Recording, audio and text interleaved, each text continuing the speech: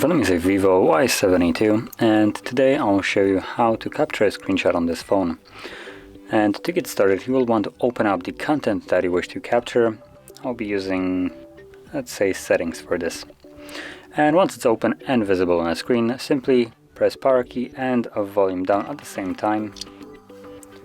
And if you're doing this for the first time, it also gives you an info that you can do that same thing with 3-finger swipe down as a gesture. So let's do that once again. Yes, I know. Okay, so it also gives us a info that there is a 3-finger swipe up for split screen.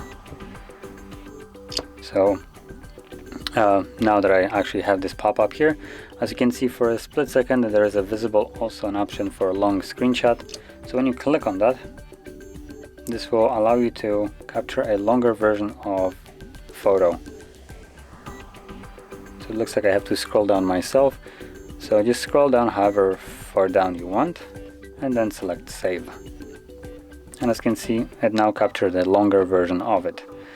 And all those screenshots that I have just captured can all be found in our photo application, if I can actually find it. So there we go. There's the long screenshot, and then there's the two normal ones.